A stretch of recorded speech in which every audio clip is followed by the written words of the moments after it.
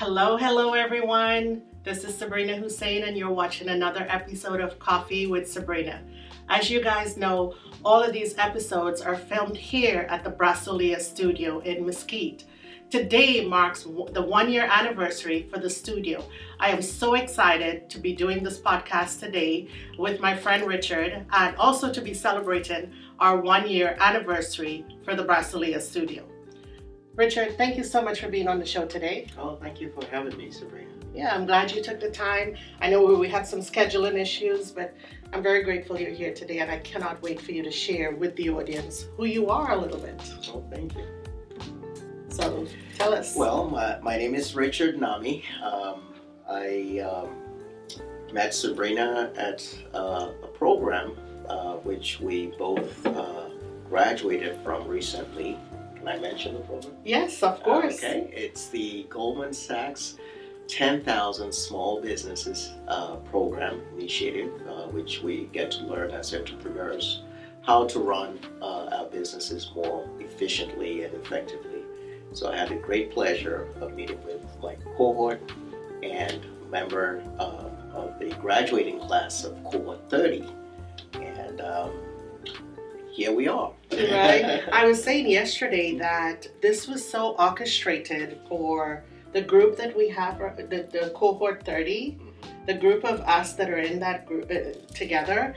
It was orchestrated for us to be together because we're all so connected. Yes. And I don't know if all the cohorts are, but we certainly are so connected and we are at a different level, I think. Yes. So, and also with any groups that I've ever been in or with, I'm very much more connected with this group. I completely agree. And I think it marked their 10-year anniversary as well. Yes. Of the program. And, we just felt special. You know, 30 for cohort 30, because there's 30 of us in the program. Right. And so I enjoyed every moment of it. And we also happened to have worked on the same team. Yes. And just kind of learned a lot about each other and the challenges we face as entrepreneurs in businesses and how to grow that business to the next level. I think what was the first learning about each other, it was the first day when we found out we share the same birthday. And I've known a lot of people with the day and the month and the day, but never the year, all three together. I almost thought this was, I said, no, this cannot happen. This is right next to me. Yes. Was my birthday mate Right. in every month, day, year. I was like, wow. Yes. So, Yeah, I know we talked about, all we're missing is the time. I was born at 11 p.m. I had to go home and ask my mom. I've still never figured out mine. So we're going to just say you were born at 11 p.m. also. Okay. Oh my gosh. So tell us a little bit about your background and who you really are. So I'm originally from Lagos, Nigeria.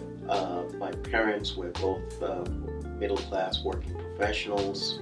My mom was a teacher, eventually became an administrator. My dad was in publishing, eventually led the equivalent of what would be a New York Times or Wall Street Journal in Nigeria at that time. The paper was called Daily Times. So my dad was the chairman of a group of companies for Daily Times, and just really hardworking people. So they taught us a lot of values, good values, respect for other people, and just sheer hard work. They were very successful in their areas, and they wanted the same for us. So I was privileged to go to good schools. I attended King's College, Lagos, which is a premier college for the boys in Nigeria, and the sister college is Queen's College. Mm-hmm. And from there I went on to attend the University of Benin. I was very active with martial arts. So I started karate at the age of 11, and I did it for 17 years through the time I had moved over to the US. Wow. When I was in England, I fought for Southeast London, and I was very active there in karate, got my second dan black belt from Sensei Noida.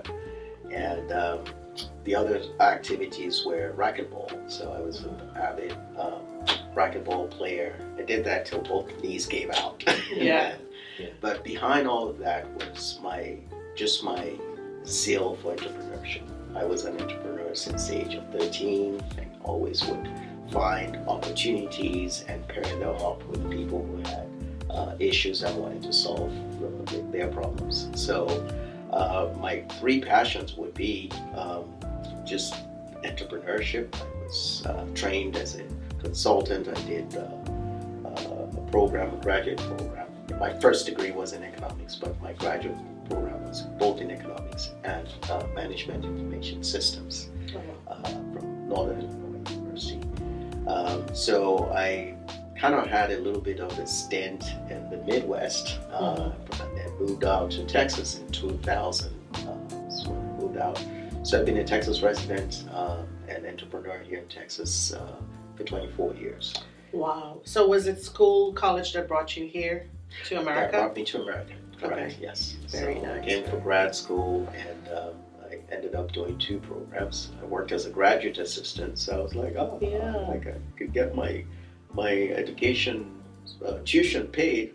Why don't you do another program? Right. We over-ambitious. Hey, I think it's the over-ambitious and the go-getters that are the 1% successful business owners today, right? Or the 2% they told us in class. So it takes a drive to do that. Yes. Yeah. So I've actually enjoyed my time in Texas, especially. This is home now.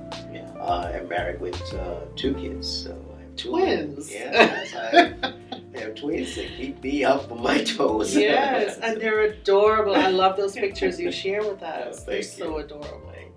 So, what brought you to Texas? Well, Texas, I came out here to work as a business analyst for Verizon, and I started my career as a business analyst in Verizon Telecom, and supported a lot of their complex products, is what they call those CX platform, which basically supplied and provided the platform for small and medium businesses to engage telecom services across the United States. So in that role, I helped developers sort of understand what their business requirements were. Oh, okay. So meeting with business stakeholders and being able to take those requirements, translate them into system requirements so that developers can code. So I did that for a couple of companies, Verizon, then AT&T, and Pearson Education in the state of California. I worked for the DMV in Sacramento. Enjoyed my time in California. Yeah. Beautiful scenic views and wine country. I miss all of that. Right. But Texas has been home. This is where I also, upon sort of completely transitioning from management consulting into full-time entrepreneurship, this is where I started Nabro Furnished housing, which is what I do today. How long have you been doing that? This is our 16th year. We started in 2008. That's a long time. Yes. So to back up a little bit, we don't have wine country, but we do have hill country. Have you ever been out there? Absolutely. Okay. So I lived in It is actually Antonio. Beautiful out there. I like it. There's a lot of wineries, but also the sceneries, the roads. It's just beautiful. So I lived in San Antonio for 13 years, believe it or not. And since 2005, I believe, to 2018. And one of the things I enjoyed was being able to drive to Bernie or Fredericksburg and Comfort, and all those areas where you're out in the country. Yeah, I got the opportunity to spend a week out there 2 or 3 years ago. It was the best week I had. It was just absolutely. I had a cabin out. I didn't realize there was no Wi-Fi, there was no television, and I was just forced to enjoy nature. And I had such a good time doing that. I just drove out to Marble Falls, and it was Inks Park. I did a lot of the state parks. So it was beautiful. I enjoy Texas. Texas is rich in culture, but there's also quite a bit you can do here. Yeah. So part of what I'm excited about exploring is creating experiences for guests and visitors. Yeah. So take that southern hospitality to the next level. Right. So I guess that leads us into what is Nabro Furnished? So Nabro Furnished Housing provides temporary housing for displaced homeowners.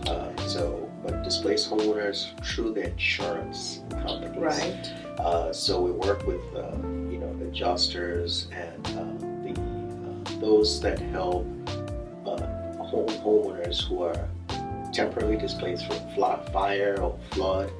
Just find an ideal house for that period while their homes are being restored. Right. And a typical scenario would be a mother and father or a couple, or even a single parent, but that has a couple of teenage kids. Yeah.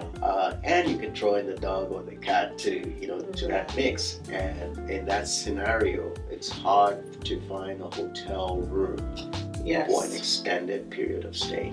You got to think of how you wake up, make breakfast, and then you have to think of laundry for your kids. Then you have to think of homework and having a quiet space to retire for the evening. So when you put all that together, you see that a home away from home experience is ideal for those sort of clients. But that's actually very important, because being an insurance agent myself, I've had many displaced homeowners. 3 in my 27 years of being an insurance consultant, I had 3 with fires. So they were out of their homes for 10, 12 months at least, at maximum. And with kids. I had one with 4 kids.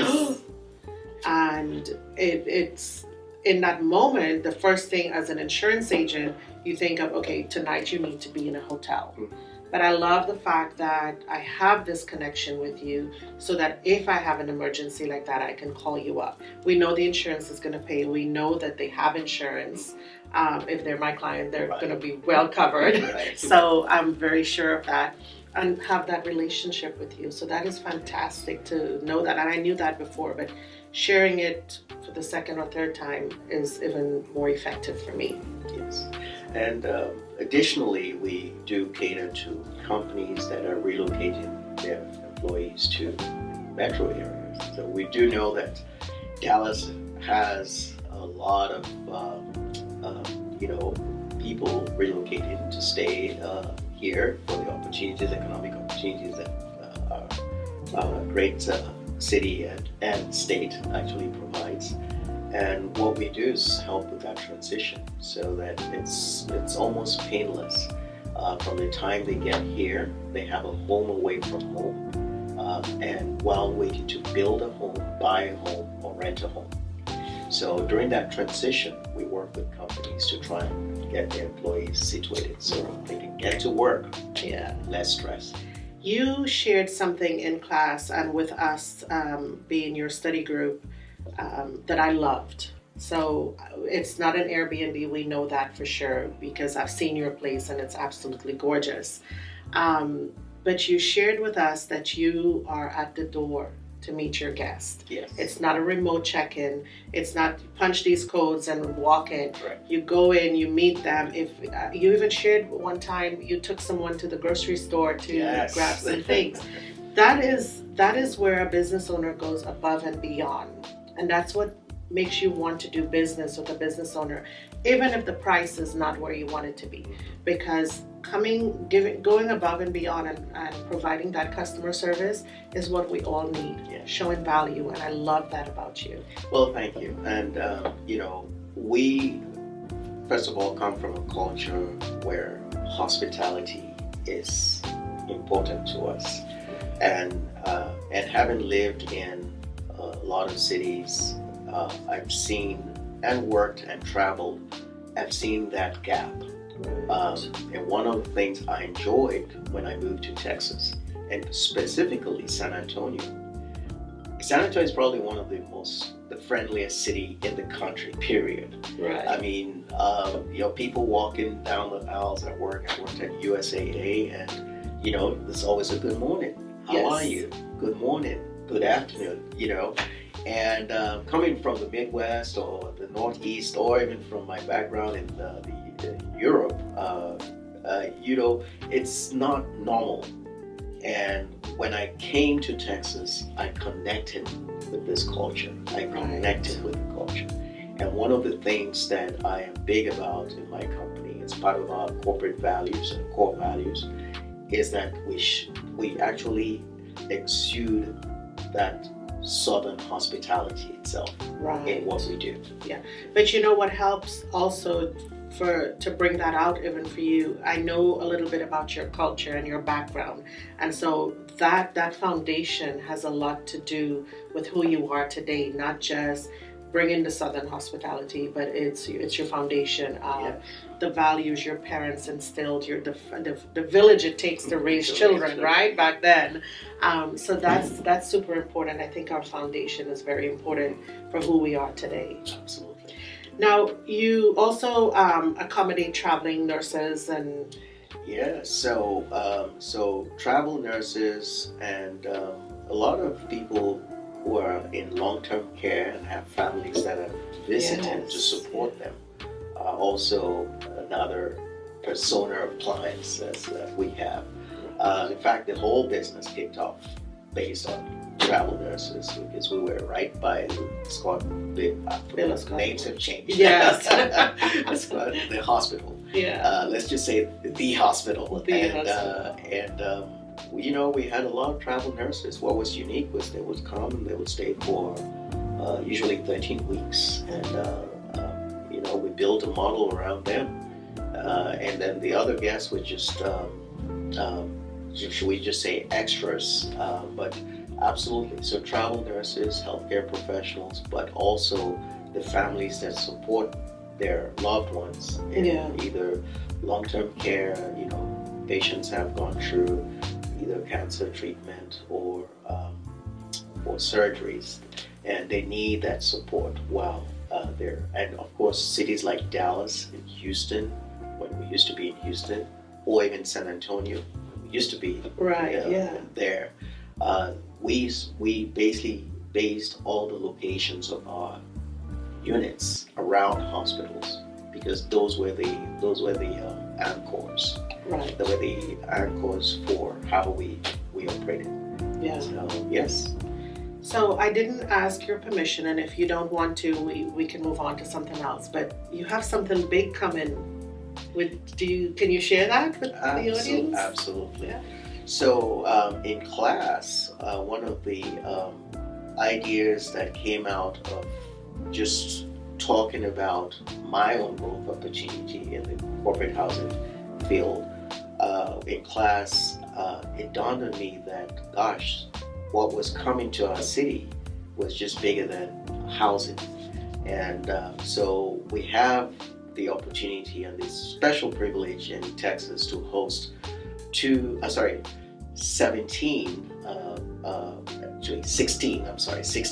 of the 48 matches for the largest event the world has seen, which is the 2026 FIFA World Cup. Mm-hmm. That would be in Texas from May 2026 all the way through July of 2026. And obviously there are other cities in the US. Right. My focus being Texas.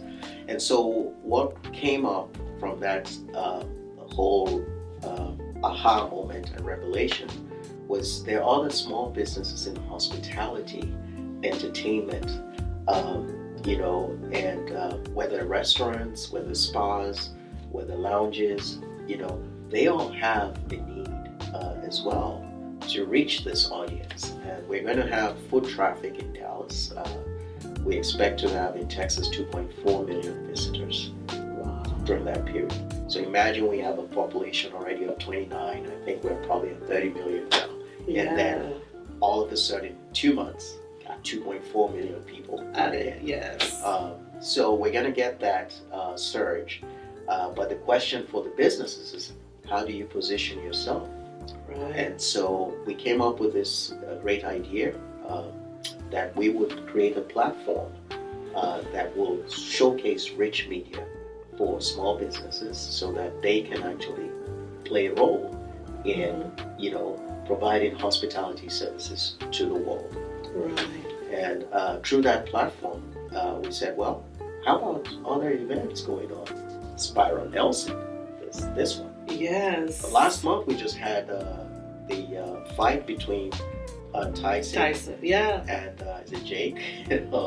I forgot it is. I just knew Tyson. I needed to leave class to come home in time so that I could be ready for that fight that night. So we have activities that happen here, from time to time. Yes. And so my members of our group and I are working towards creating this platform where not only hospitality or hotels or people with Airbnbs or temporary housing can benefit from, but other providers can also benefit. Shuttle services, there's so many other things. We actually have a whole catalog of the small business owners that we want to reach.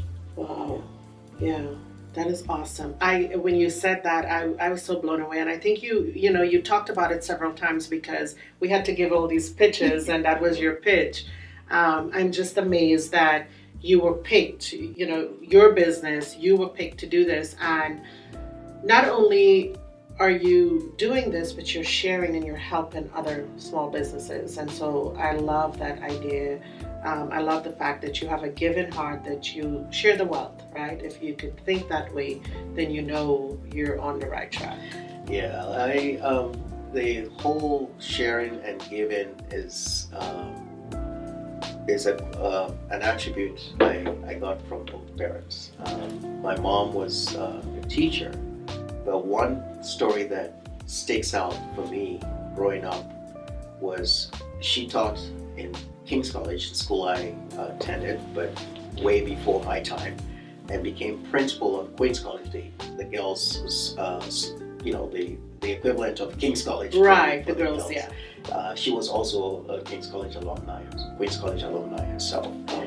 And one thing that stuck out for me was seeing a lot of young girls who came to the city of Lagos from other states in Nigeria who didn't have guardians or parents that would go on extra days. So this was boarding house school. Mm-hmm. And I would come from King's College on my extra days as a boarder, as a boarding school. Mm-hmm. And I'll come and I'll see little slippers all outside of the house before I got in. I knew what mom was doing. Yeah. And I walked in and I'll see her reading stories to these little girls and they had tea and biscuits with them. Oh, and wow. That was her way of keeping them entertained and engaged on those days when other students who had their parents or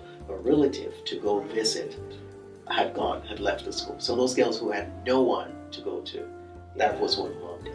I think that's what our world is missing today, the culture and the values that we had long ago, because and even for working moms back then, a lot of times, yes, there were in our culture, a lot of the women didn't work, they stayed home, but they also cared for all the little ones in the village.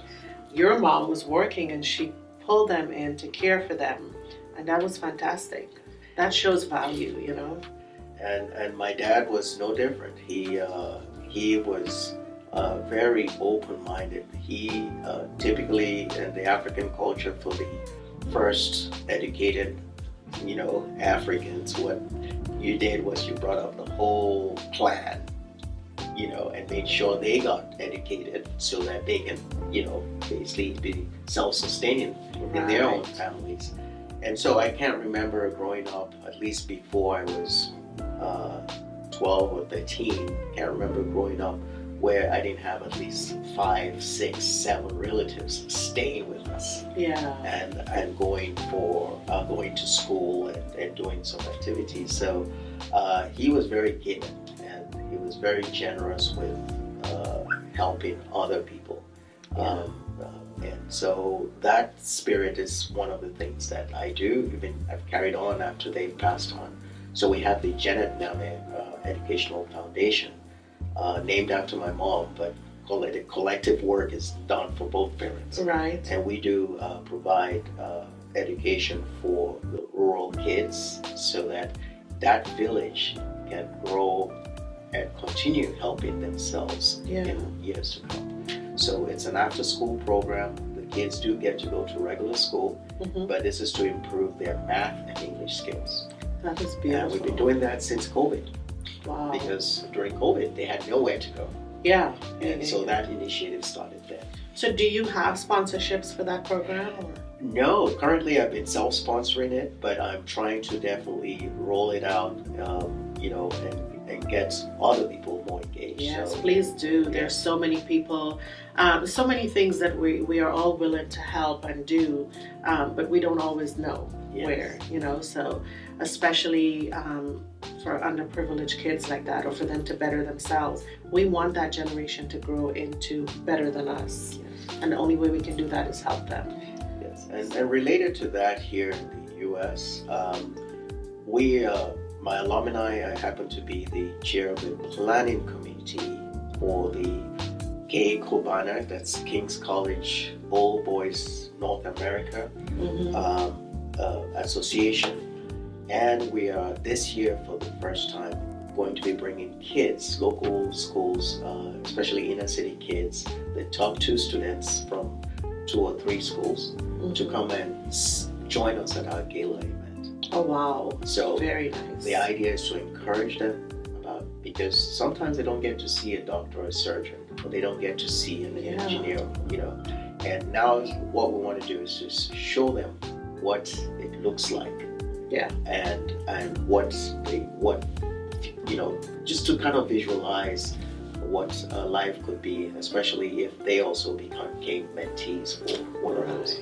So this is the 1 year that we're going to be not just focused on just scholarships for our alumni, all alma mater students, but we're bringing in, so every city that we host our event in, we're going to start going into the inner city schools and bringing those kids to, not all the kids. Right, no, of course, We want to bring the top male and female students. Yes.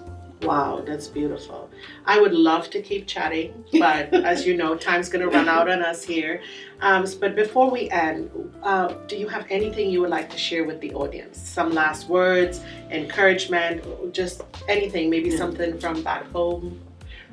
So one of the things that I love to do is, it doesn't take a lot to be that mentor to someone. Some people just don't have the mentors. They don't really have anyone to talk to. It does take time because you got to be patient with people and understand that not everybody would be at the level at which you expect them to be. Yes. It takes patience, but it doesn't really take much to build that. How do I put it? Helping the next generation, fulfill their dreams. Yeah. The first is just helping them define their personal vision, and that is as simple as saying, "What do you want for yourself? What are your struggles?" And then just helping them refine that. Yes. And then they can start getting to understanding what are the things that distract them from achieving that personal vision. We have 24 hours in a day, and out of those 24 hours, you sleep for 8 hours if you get 8 hours sleep. Right. And so you have 16 hours to work with. And they say one thing, it takes 10,000 hours to become an expert in what you do. So if you dedicate enough time, whether it's work, but intentional effort, whether it's work, whether it's your business, whether it's your nonprofit, if you dedicate enough time to do that, which is roughly about 2,000 hours a year, you can achieve that in 5 years. And then add in new technology and AI and all that stuff, Yeah. you can actually do that faster. Faster, yeah. You know, the power word you use in that statement is intentional, because we all get busy. We all say we're busy, but at the end of the day, what have you accomplished? Yes. And what were you busy doing?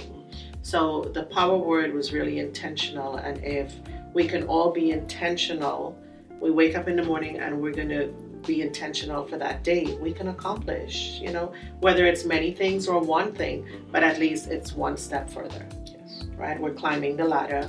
And I spoke to a friend this morning and I told her, I said, you know, we all have struggles and we all face challenges, but no matter what, we're climbing this ladder. We're climbing this mountain.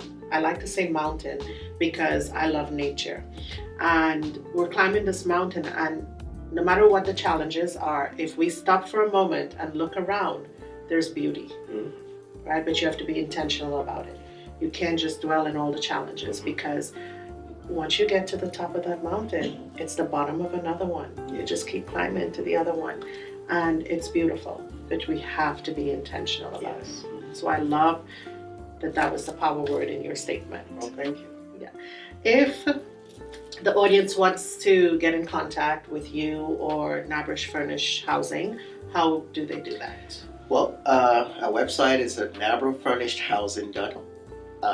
And for mentors or mentees, it's just go to richardnamme.com. Awesome. All of your information will be posted on the bottom of this video also. And I thank you so much for your time today. Thank you, Sabrina. Yes. Great pleasure. Guys, you've just seen another episode of Coffee with Sabrina. As I said before, all of Richard's information will be posted on the link below this video. Please like and share so that we can get this out, especially for what's coming in 2026 and all the other things that are coming to our great city here in the DFW area. If you have any questions, you know how to reach me. Until next time, bye-bye.